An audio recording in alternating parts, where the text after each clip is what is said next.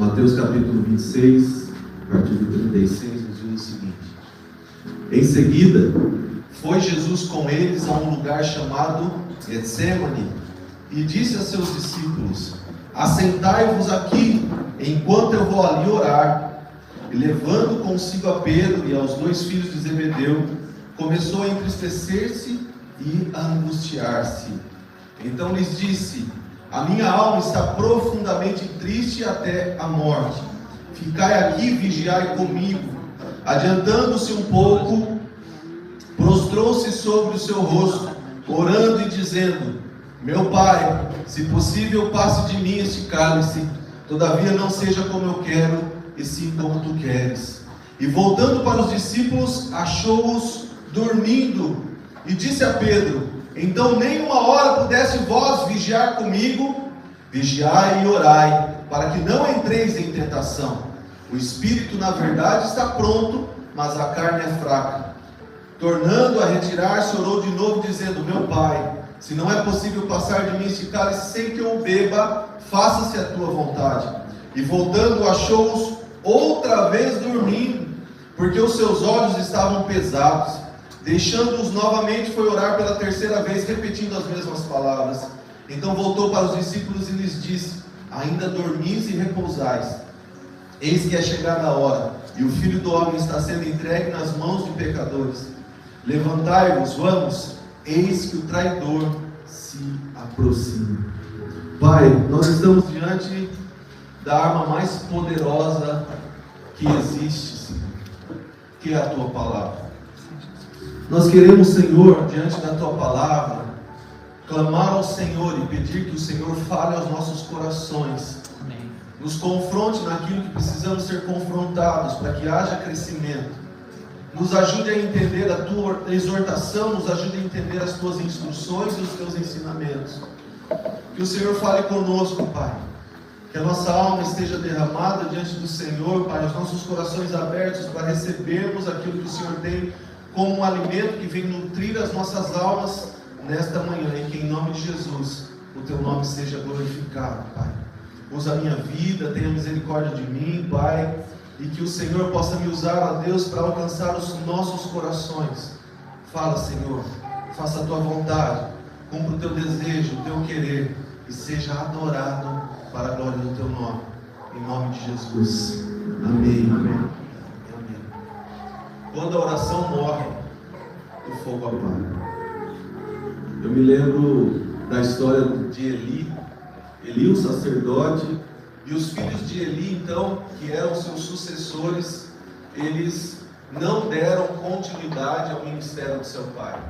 E ao invés deles alimentarem o fogo, tirando a cinza velha e colocando brasa nova, eles profanaram o altar. Eles não trocavam as cinzas e por isso o fogo foi se apagando.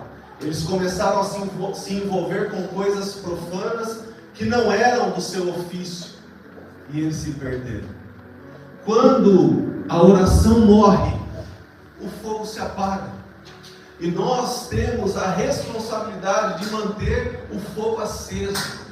Nós temos a responsabilidade de manter o fogo aceso através de uma vida de oração, através de uma vida que se entrega à oração.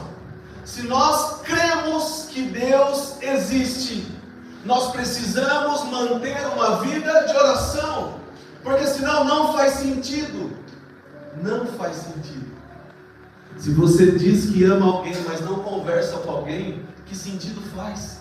Se você diz que ama a Cristo, mas não fala com Ele, qual é o sentido disso? Ah, pastor, mas eu acabei de orar. Não é essa oração simplesmente que eu estou falando. Eu estou falando de manter a chama acesa, dia após dia, estar na presença de Deus, buscando ao Senhor em oração. Nós temos muitas dificuldades. Por quê? Porque somos seres tricotômicos formados por espírito, alma e corpo. E a nossa carne, diz a palavra, milita contra o espírito. Então aquilo que são coisas do espírito se tornam mais difíceis para nós. Por quê? Porque há uma carne, há uma alma que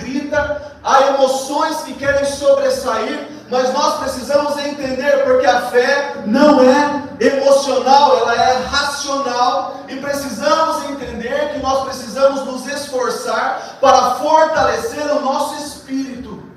E nós só fortaleceremos o nosso espírito se a chama se mantiver acesa, se a nossa vida de oração estiver sendo cultivada. Nós precisamos entender que Cristo é o nosso amigo. Quantos são amigos do Senhor? Se você é amigo do Senhor, consequentemente, você precisa conversar com seu amigo. E aí a gente passa dias sem falar com ele. A gente passa semanas sem falar com ele. E aí alguma coisa ruim acontece e a gente lembra que tem alguém que está lá esperando para ter relacionamento conosco. O grande motivo pelo qual Jesus se entregou na cruz do Calvário, entenda, o grande motivo pelo qual Jesus se entregou na cruz do Calvário foi resgatar o nosso relacionamento com o Pai. Então, se há algo importante para Jesus, é ter relacionamento comigo e com você. Se existe algo importante para Ele, é conversar conosco. Quando Adão pecou e todos pecaram, destituídos estão da glória de Deus. Quando ele pecou, ele se escondeu, ele fugiu da presença de Deus. E agora nós que temos uma inclinação natural para as coisas da carne, vivemos nos escondendo da presença de Deus. Não, pastor, eu não me escondo da presença de Deus, eu sou crente fiel, desde o berço.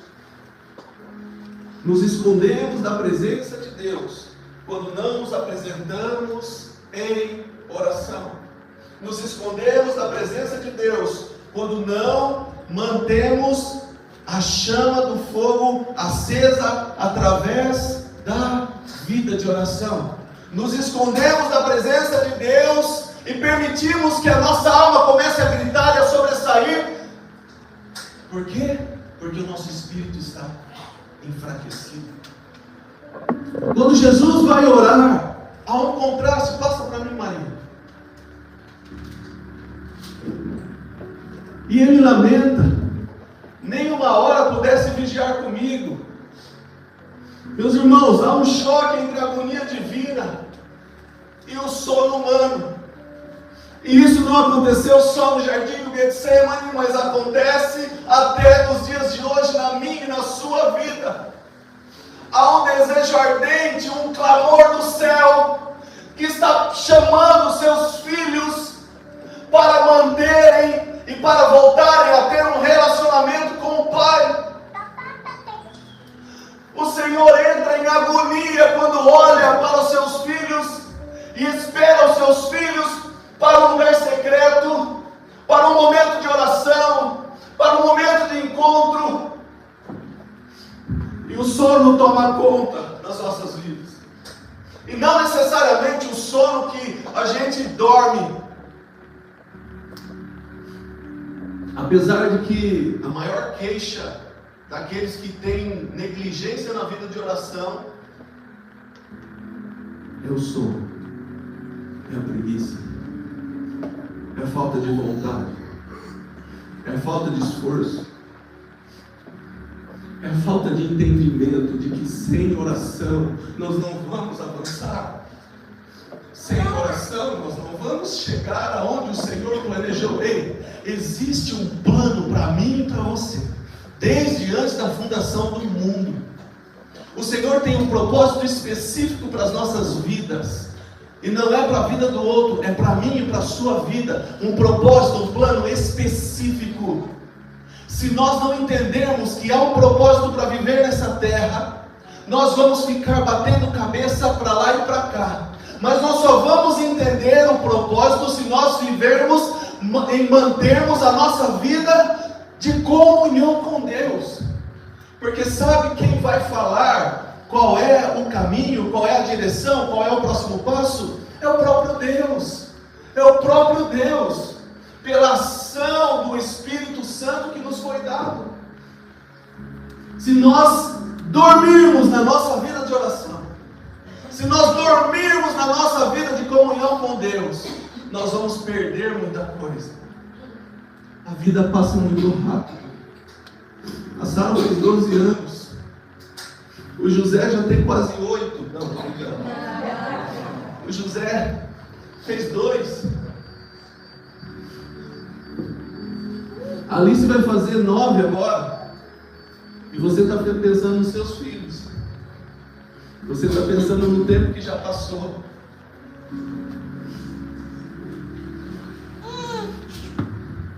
Amanhã eu faço. Quem te garantiu o amanhã? Quem te garantiu o amanhã? Amanhã eu resolvo. Quem disse que você vai chegar? Mateus capítulo 6, ele fala que basta cada dia o seu mal. A única garantia que nós temos é o hoje, é o agora. Nós não sabemos o que vai acontecer daqui a pouco.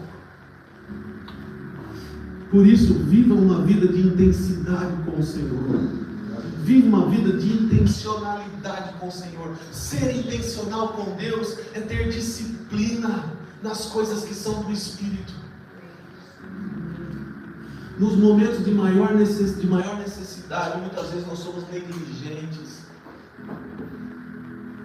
Nós nos esquecemos que nós temos um Deus que espera que nós busquemos a sua face, a sua presença. Nós nos esquecemos, no momento de angústia, a gente corre para lá e corre para cá. No momento de enfermidade, a gente vai comprar remédio, a gente vai ao médico, e não tem problema nenhum com isso. O grande problema é nós não buscarmos o maior recurso que nós temos.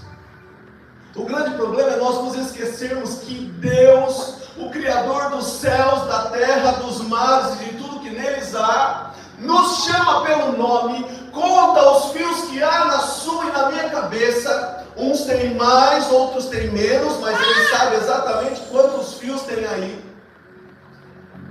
O Deus do universo conhece você em cada detalhe da sua vida. Aquilo que eu vivo, aquilo que eu sinto, e muitas vezes eu não sei explicar, o Senhor já sabe. O Salmo 139 fala que ainda a palavra não chegou à boca, e Ele já está sabendo. Soberania é um dos atributos de Deus.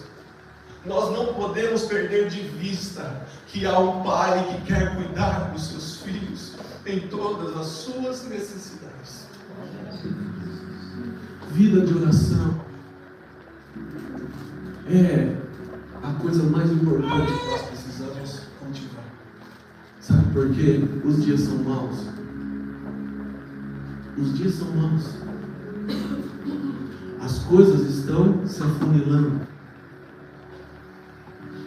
Há um exército de Satanás sendo levantado em uma agenda que foi criada há muitos e muitos anos. E essa agenda ela está sendo desenvolvida e agora cada dia mais escancarada. E as coisas que são do maligno estão sendo impressas. Por isso, o Senhor está convocando o seu exército. Porque o exército de Deus não batalha com armas físicas. O exército de Deus não guerreia com bombas nucleares. O exército de Deus guerreia com o joelho no chão. Deus chama o seu exército para se levantar como homens e mulheres fortes que entenderam que não há como mais avançar sem vida de oração, que não há mais como avançar sem joelhos no chão, que não há mais como avançar sem entender que há um Deus que quer se relacionar com seus filhos. Não é brincadeira. Vida cristã não é brincadeira. Às vezes nós levamos tudo muito superficialmente, ao passo que o inimigo das nossas almas, ele vai até as últimas instâncias. O diabo não brinca de ser diabo, você já ouviu essa frase? E nós muitas vezes estamos brincando com o mundo espiritual. É um clamor dos céus nessa manhã. E qual vai ser a nossa resposta? Chega de desculpas. Chega de desculpas. Você acha que um Deus tão grande, tão poderoso, você acha que um Deus, que é o Deus do impossível, não vai providenciar um tempo para eu e você termos de comunhão, de oração? Porque as desculpas sempre são as mesmas. Eu não tenho tempo, é a maior delas. Eu começo a orar e sinto sono, eu tenho preguiça. E aí, muitas vezes, nós não damos desculpas, mas nós, muitas vezes, a questão do tempo, ela está relacionada às distrações do dia. Começa a cronometrar quanto tempo você rola a tela do celular. E não somente isso, mas muitas coisas que nós praticamos que são distrações e nos tiram do lugar mais importante das nossas vidas, a presença de Deus. A presença de Deus. Há um clamor do céu. E muitas vezes nós estamos negligenciando. Sabe, queridos? O povo estava no deserto e o maná vinha todos os dias para alimentar o povo. O maná de hoje não servia para amanhã, o maná de ontem não servia para hoje. Era cada dia o seu alimento. E sabe o que a gente faz? A gente faz uma oração em atacado. E a gente ora no dia 1 do mês. Porque agora mudou o mês. E eu vou fazer aquela oração para o mês todo. E aí chega lá no dia 30, a gente fala: nossa, Deus me sustentou porque aquela oração. Mas quantas coisas nós deixamos de viver com o Senhor, dia após dia. Cada dia o Senhor tem algo novo preparado para nós. A cada dia o Senhor tem um alimento fresco, um maná que vem dos céus, e nós abrimos mão da revelação diária. Por quê? Porque nós já fizemos uma oração. Como está a sua vida de oração? E não venha me responder que você ora a hora que você acorda, você vai orar a hora que você dormir, você ora antes de comer. Não é essa vida de oração. Essa vida de oração não serve mais. Embora nós precisamos continuar a reconhecer que o Senhor tem sido bom. Então nós vamos acordar, nós vamos orar, nós vamos antes de dormir, vamos orar, antes de nos alimentar, nós vamos agradecer o alimento. Oração e canja de galinha nunca é demais. Agora, a nossa vida de oração que vai manter o fogo aceso é uma vida de dedicação. A gente sempre falou aqui das 5 linguagens do amor. Tem um livro que fala das 5 linguagens do amor, não tem? Do Gary alguma coisa. Chama. Então, das 5 linguagens de amor, a linguagem de amor do Senhor é o quê? Tempo de qualidade. E aí você acha que, Senhor, obrigado por essa noite de descanso, obrigado por esse dia, em nome de Jesus. E até faz voz de locutor, irmão. Senhor, obrigado por esse alimento que nunca faltou. O Senhor nunca deixou faltar. E está concentrado na falta ainda. O Senhor nunca deixou faltar. Nunca deixe faltar. Não, o Senhor nunca vai deixar faltar. Você não precisa nem orar por isso. Só agradeça e consagre o alimento. Em nome de Jesus, amém. Senhor, obrigado por esse dia que se passou. E eu vou descansar. Amém.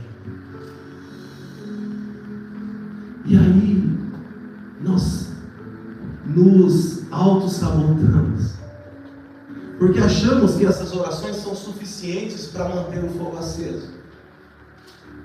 O fogo só vai permanecer aceso se nós tivermos dedicando tempo de qualidade ao Senhor.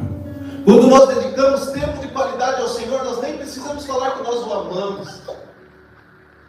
Pedro, tu me amas? Sim, Senhor, claro que eu te amo. Então apacenta as minhas ovelhas. Jesus não pediu para ele falar assim: então fala que me ama. Então continua falando, continua declarando que me ama. Embora nós precisamos declarar: Senhor, eu te amo. as nossas atitudes vão mostrar se de fato nós amamos a Ele. Quando nós não temos tempo de qualidade com o Senhor e nós não mantemos uma vida de oração, meus irmãos, a gente toma a decisão errada. Nós nos precipitamos nas coisas das nossas vidas. Nós achamos que Deus está nos direcionando a algo quando Ele não está direcionando. Nós fazemos coisas paralelas àquilo que Ele está fazendo e achamos que é de Deus. Quantos erros, quantos equívocos, quantas coisas que nós fazemos sem a permissão e sem o aval do Senhor. Quantas coisas nós realizamos queridos, a vida com o Senhor começa no lugar secreto. A vida com o Senhor começa no lugar secreto. Eu preciso me policiar muito, vou falar de mim, eu preciso me policiar muito, porque como pastor, as pessoas me procuram para orar, as pessoas me procuram para dar uma palavra, as pessoas me procuram para fazer isso, para fazer aquilo. Agora, se eu não tiver uma vida de oração no secreto, não vai fazer sentido. Não vai fazer sentido. Por quê? Porque aquilo que eu faço fora tem que ser reflexo do que eu faço dentro da minha casa. Então, às vezes as pessoas estão pedindo para você fazer algo e você precisa também ter muita cautela e entender se primeiro você está fazendo dentro da sua casa. As pessoas muitas vezes estão pedindo para você dar um estudo, pedindo para você dar uma palavra, pedindo para você fazer uma oração, mas como está a sua vida no secreto? Você está fazendo coisas do lado de fora e as coisas do lado de dentro. Havia um homem chamado Jairo, e a palavra nos conta, nos narra essa história, e a Bíblia fala que ele era o principal das sinagogas. Ele era um pastor reconhecido da sua época. E ele encontra Jesus e fala: mestre, vamos lá em casa, por favor, que a minha filha está morrendo. E Jesus vai. E Jesus cura. Tem uma situação no meio do caminho. E Jesus cura. Ressuscita aquela menina. E eu, olhando para esse texto, eu entendo que Jairo, o principal das sinagogas, ele ia muito bem naquilo que ele fazia como ofício, mas a sua casa estava morrendo. Nenhum sucesso compensa o fracasso no lar. Nenhum sucesso compensa o fracasso no lar. Nós precisamos cuidar daquilo que o Senhor nos entregou. Nós precisamos cuidar dos nossos familiares. Nós precisamos cuidar da nossa vida espiritual. Nós precisamos cuidar da nossa vida de oração. Nós precisamos cuidar da nossa vida espiritual no sentido de nutrir o nosso espírito para que seja mais forte do que a nossa carne, vencendo essa batalha que ela é incessante. Quando a palavra fala que o espírito está pronto, mas a carne é fraca, muitos vão falar: eu não oro porque a carne é fraca. Concordo? Eu não oro porque eu não acordo, mas também a carne é fraca. Concordo? Eu pequei, mas também a carne é fraca. Não concordo. Porque quando o Senhor fala que o espírito está pronto, mas a carne é fraca para as coisas do espírito. A carne é fraca para que eu tenha condições de orar. A carne é fraca para as coisas, para as disciplinas espirituais. Não é desculpa para eu pecar, não é desculpa para eu me afastar de Deus, mas isso é mais um motivo para que eu me fortaleça no Senhor. Porque ela pode ser fraca, mas ela não pode nos vencer. Vida de oração tem que ser no esforço. O reino de Deus, ele é tomado pelo esforço. Nós precisamos nos esforçar, queridos. Nós precisamos nos esforçar. A fragilidade humana que cede ao cansaço quando a oração é negligenciada. Nós não damos a importância à vida de oração, a importância devida à vida de oração.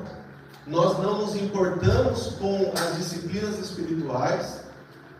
Nós achamos que ser cristão é vir na igreja de domingo. Eu vou falar algo para você. Você só vai ter motivação, vontade, desejo. Você só vai ter o impulso a estar aqui no domingo se você tiver uma vida de oração.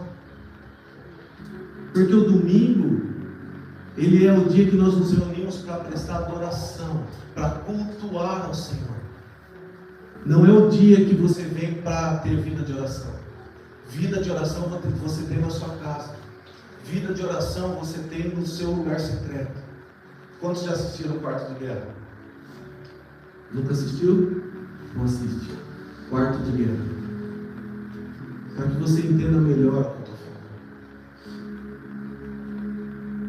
Vida de oração, meus irmãos, é a coisa mais importante que nós precisamos cultivar. Porque ela vai nos dar vontade. A vida de oração fortalece o Espírito e nos leva a ter vontade de conhecer a cada dia mais o Senhor. Oséias disse: conheçamos e prossigamos em conhecer ao Senhor. E conhecer ao Senhor nos leva a pontos muito importantes. Uma das coisas que o conhecimento nos traz, e isso o conhecimento de qualquer situação, de qualquer coisa, em qualquer assunto. O conhecimento nos ajuda a vencer o medo. O conhecimento nos ajuda a vencer o medo. Quantos se lembram do tio do Eduardo? O Du, ele era biólogo, especialista em serpentes. E se aparecer uma serpente aqui, talvez a maioria grite, suba na cadeira, saia correndo. Leve uma serpente aí. Olha lá. Nem tem serpente, ela já... Só que um dia eu estava na minha sala e o Du estava trabalhando aqui na chácara. E eu ouço assim: glória a Deus, glória a Deus. Eu falei: nossa, ele está viajando nas águas do Espírito.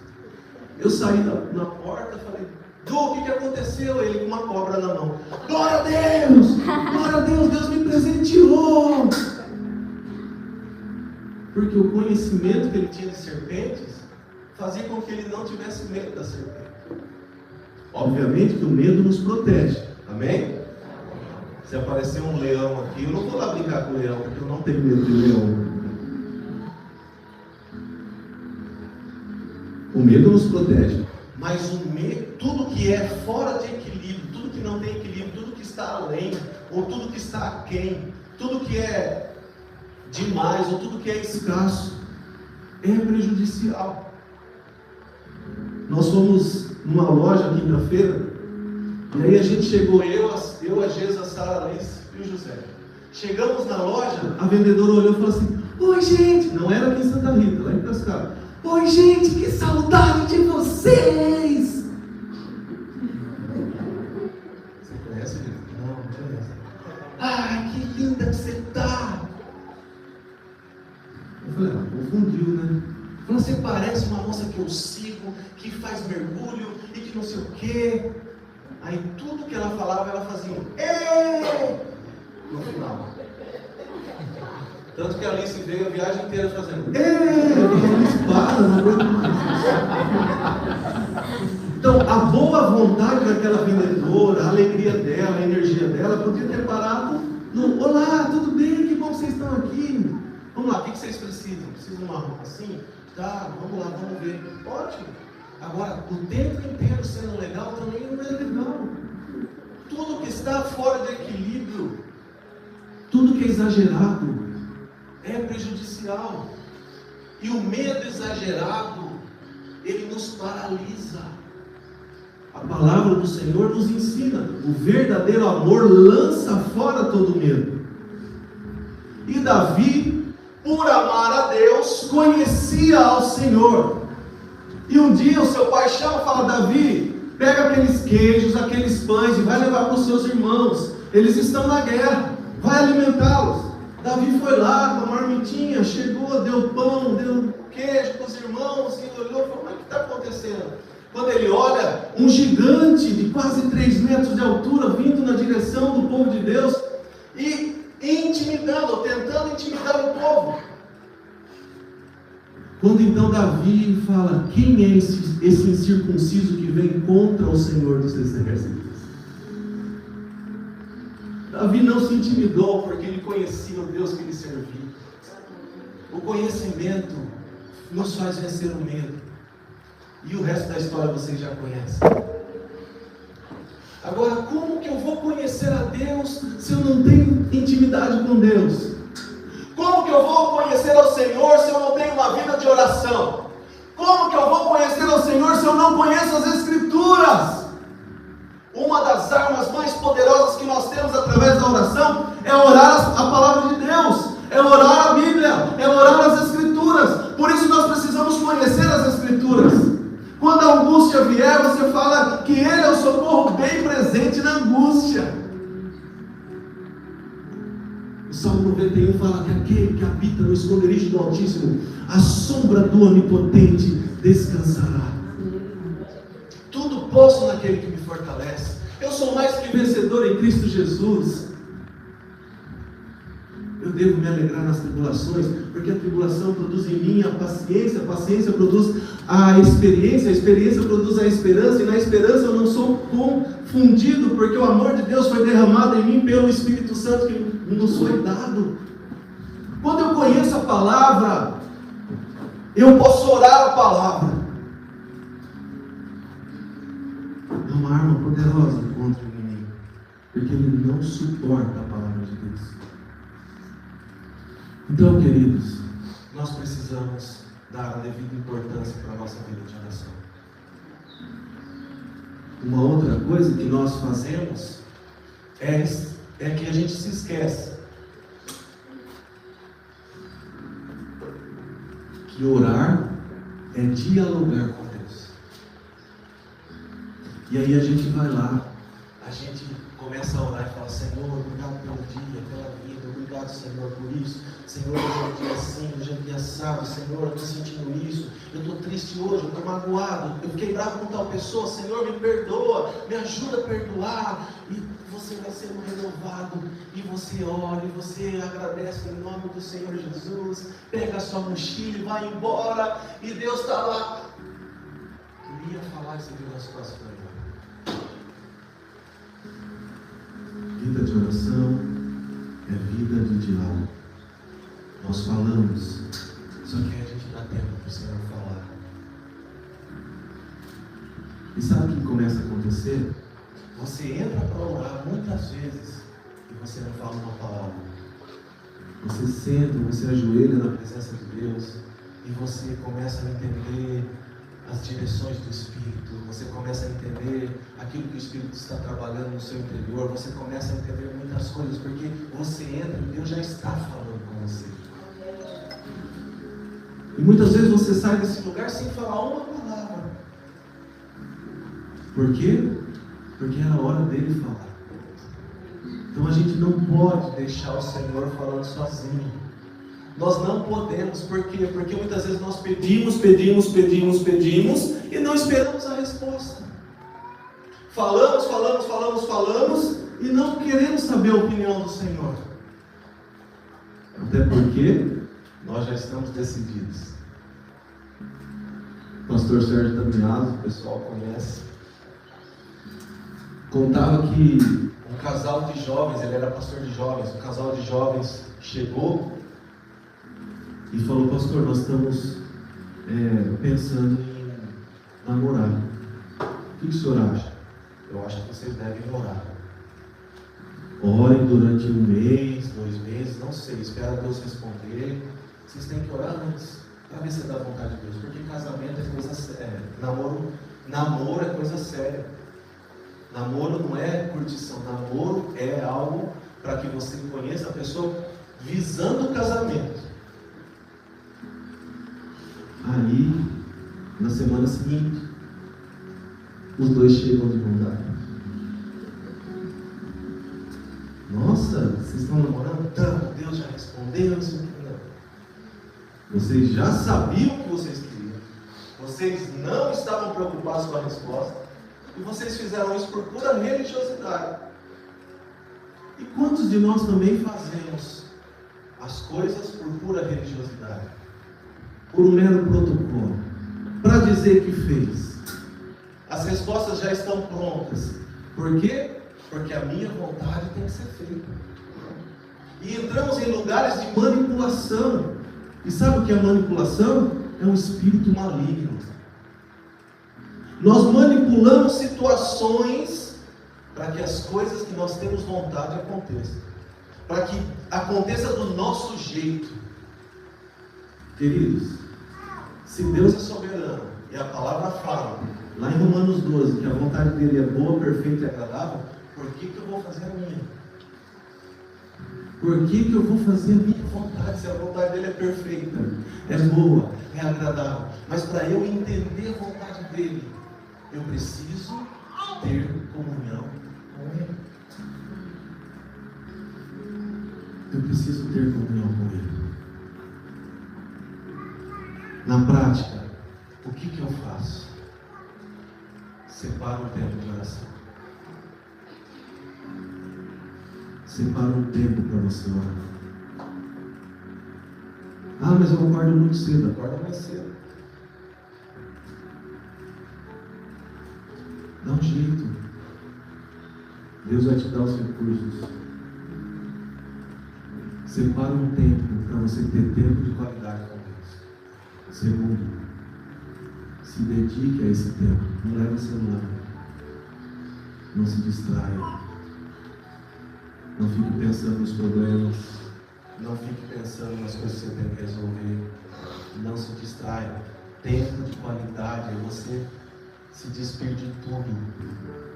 Estar 100% entregue ao Senhor. Se entregue ao Senhor. Ah, mas eu não consigo ficar muito tempo. Não é performance. É coração. Você vai ver que quando você começa a sua vida de oração, é como exercício físico. Talvez no primeiro dia você consiga ficar lá 5 minutos, já não tem mais nada para falar. E aí você vai desenvolvendo isso. E vai chegar o dia que você vai ficar horas. E não vai querer sair. E vai ser um tempo muito bom. Não vai ser pesado. Não vai ser penoso. Não vai ser trabalhoso. Queridos, todo mês, salvo alguns meses que tem algumas outras coisas, mas via de regra, toda a última sexta do mês, nós temos um relógio de oração. E o relógio de oração começa às 18 horas da sexta e acaba às 18 horas do sábado. 24 horas de oração. Para que você venha no horário que você escolher e fique no mínimo 1 hora. Você sabia que tem gente que não vem porque acha que 1 hora é muito?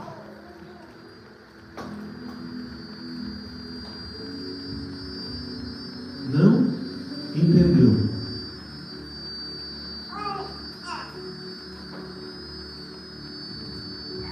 E aí a gente começa a ter problema. Aí a gente começa a ter depressão. Aí a gente começa a ter ansiedade. Aí a gente começa a ter medo. Aí a gente começa a ter tantos problemas na alma. Na alma. Por quê? Porque o espírito não está sendo fortalecido. A alma, ela tem um tripé: intelecto, vontades e emoções. Intelecto, eu sei que eu preciso orar. Vontade, eu quero orar. Mas as minhas emoções não permitem que eu ore. Deixa eu dar uma palavra para você. A sua condição emocional não pode definir a sua vida no Espírito. A sua condição emocional não pode te tirar da presença. A sua condição emocional não pode fazer com que você fuja. Pelo contrário, ela vai te empurrar para a presença de Deus. É aí que eu sei que eu preciso estar na presença do Senhor. É aí que eu sei que eu preciso ir para a presença do Senhor. Filipenses capítulo 4, verso 6 fala: não andeis ansiosos por coisa alguma. Às vezes a gente vai passear, alguma coisa assim, e aí as crianças vão fazer mochila, vão fazer mala, e aí às vezes escapa assim: ai, estou ansiosa. Opa. Você não está ansiosa, você está com uma expectativa sobre isso, porque a palavra fala que a gente não deve ser ansioso por nada. E eu sou radical, viu? Se a palavra fala que é ansioso por nada, é por nada. Nem se for uma viagem para o Caribe. Eu vou criar expectativas boas, mas eu não vou ficar ansioso, porque a ansiedade é o excesso de tudo. E eu fico lá pensando como vai ser. Se não for do jeito que eu pensei, eu vou voltar frustrado. Não andeis ansiosos por coisa alguma, mas antes apresentem os seus pedidos a Deus com orações, súplicas e com ações de graças. Aí o verso 7 fala assim: e a paz que excede todo entendimento guardará o seu coração e a sua mente em Cristo Jesus. Então você vai, você pede, você apresenta, fala de todas as suas dificuldades para Deus, como diz o verso 6. Eu não posso andar ansioso, eu tenho que apresentar ao Senhor todas as minhas petições, todas as minhas necessidades. Eu apresento para o Senhor, e aí eu peço algo para o Senhor. E aí o verso 7 não fala que você vai receber aquilo que você pediu. O verso 7 fala que se você receber ou não receber, o verso 7 fala que a paz do Senhor, que excede todo entendimento, guardará o seu coração e sua mente em Cristo Jesus. Ou seja, independente do que aconteça, é uma paz que eu não consigo explicar, é uma paz que eu não consigo entender, mas é essa paz que guardará o teu coração e guardará a tua mente nele. Amém. Mas essa paz só vem se eu fizer o que fala o verso anterior: apresentar ao Senhor todas as coisas em orações, súplicas, com ações de graças. Então, se a Bíblia está me ensinando a não andar ansioso, eu tenho que lutar por isso. Eu não estou falando que é fácil, não estou falando que é da noite para o dia, não estou falando que é uma coisa que você remove assim, como pegar alguma ferramenta e tirar do seu interior. Não estou falando isso. Eu estou falando que se você tiver uma vida de oração, o Senhor vai te curar em todas as coisas. Amém. Jó foi curado quando orava pelos seus amigos. E olha que foram amigos que foram lá com boas intenções para tentar ajudar Jó, mas só julgaram Jó. E ele foi lá e orou pelos seus amigos, e nesse momento ele foi curado. Mas pastor, eu estou orando por fulano que não tem jeito, está difícil, eu estou orando. Continua. Porque enquanto você ora por alguém, o Senhor está trabalhando no seu interior. Enquanto você intercede por alguém, o Senhor está te curando de muitas coisas. Enquanto você apresenta a pessoa que te ofendeu, o Senhor está encontrando em você doses de humildade que vão fazer com que você tenha cada dia mais autoridade espiritual. Quantas coisas poderosas existem quando nós cultivamos uma vida de oração. Então o recado do Senhor nessa manhã é simples: volte a orar. Amém. Volte a buscar.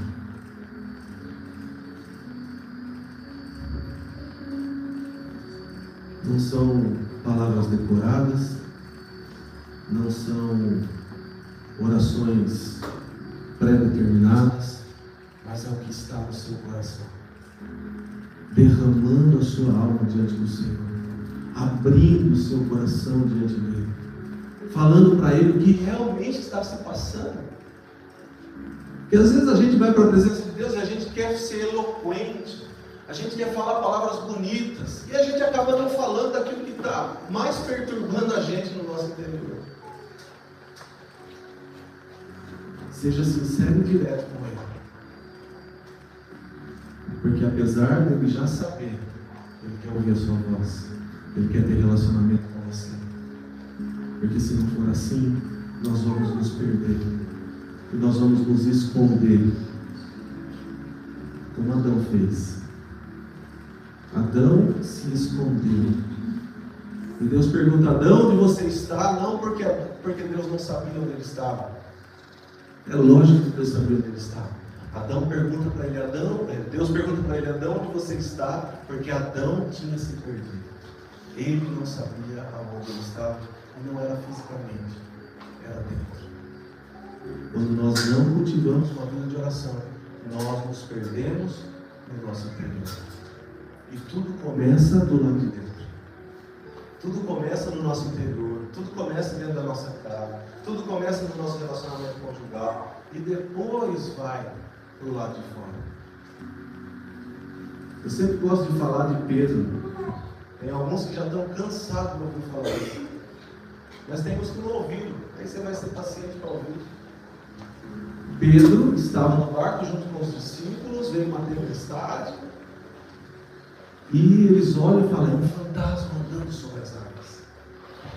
Jesus fala: não, sou eu. E Pedro fala: mestre, se é o Senhor, faça com que eu ande pelas águas. E Pedro então, Jesus fala: vem. E Pedro então começa a andar sobre as águas. Jesus chega até Pedro, Pedro afunda, ele tira Jesus debaixo das águas, eles voltam para o barco, andando sobre as águas, e só quando eles entram no barco, Jesus acalma a tempestade. E a minha pergunta é: por que Jesus não acalmou a tempestade logo que ele ouviu os seus discípulos no meio da tempestade? Porque era necessário que Pedro passasse por uma experiência espiritual. Era necessário que Pedro fosse ativado por dentro, para que as tempestades fossem acalmadas depois. Era necessário Pedro ser tocado no seu interior, e Jesus mudasse algo dentro dele, ativasse a sua fé, para que depois, somente depois, ele acalmasse a tempestade. É necessário que Deus toque no nosso interior. Situações que estão acontecendo à sua volta, muito provavelmente só vão se acalmar quando você permitir que o Senhor te toque. Eu vou repetir. Situações que estão acontecendo do lado de fora, muito provavelmente só vão acalmar quando você permitir que o Senhor te toque do lado de dentro. E para isso, volte a orar. Volte a buscar o Senhor. Amém. Deus está aqui, amém? Amém. Ele nos trouxe aqui para cultuar o nome dele, mas Ele é tão misericordioso e bom que Ele nos dá presentes. E o Senhor falou muito comigo essa manhã, eu até esqueci disso.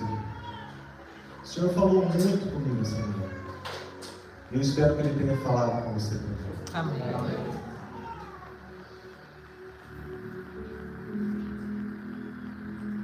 Esses dias eu estava no Brick e fui colocar o carrinho lá no lugar do carrinho, né? Fiz a compra, devolvi o carrinho lá, devolvi no lugar do carro. E tinha um menino, aqueles que ficam colocando a compra da sacolinha, esqueci o nome lá, empacotador. E eu olhei para ele e virei, o Espírito Santo falou: dá uma palavra. E eu chamei ele, falei: vem aqui um pouquinho. Assustou assim, menino novo. Eu falei: o Senhor está com saudade de você.